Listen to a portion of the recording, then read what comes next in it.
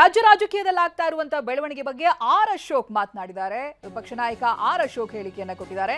Siddaramaiah ಒಬ್ಬರನ್ನೇ high command ಕರೆದಿದೆ, CM ಅವರು ಪಟಾಲಂ ಕರ್ಕೊಂಡು ಹೋಗ್ತಾ ಇದ್ದಾರೆ.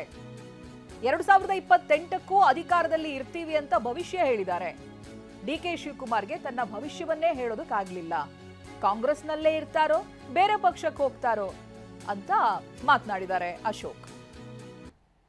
ಇನ್ನು ನೋಡಿ ಸಿದ್ದರಾಮಯ್ಯನವರು ಅವ್ರದ್ದು ಇನ್ನೂ ತೀರ್ಮಾನ ಆಗಿಲ್ಲ, ಯಾರು ಸಿ ಎಂ ಅಂತ ತೀರ್ಮಾನ ಆಗಿಲ್ಲ.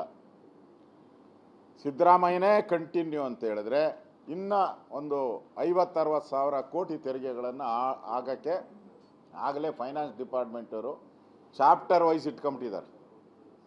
KGF ಚಾಪ್ಟರ್ 1, KGF 2, 3, 4 ಹಂಗೆ ಇಟ್ಕೊಂಡಿದ್ದಾರೆ.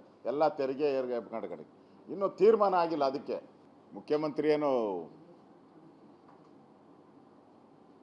ಖಾಲಿ ಮಾಡೋ ಥರ ಏನು ಕಾಣಿಸಲ್ಲ, ಖಾಲಿ ಮಾಡೋ ಥರ ಇಲ್ಲ. ಅವರು ಖಾಲಿ ತಟ್ಟೆನ DK ಶಿವಕುಮಾರ್ಗೆ ಕೊಡೋ ಥರ ಕಾಣಿಸ್ತಾ ಇದೆ. ಇನ್ನು ನೋಡಿ ಸಿದ್ದರಾಮಯ್ಯನವರು ಅವ್ರದ್ದು ಇನ್ನೂ ತೀರ್ಮಾನ ಆಗಿಲ್ಲ, ಯಾರು ಸಿ ಎಂ ಅಂತ ತೀರ್ಮಾನ ಆಗಿಲ್ಲ.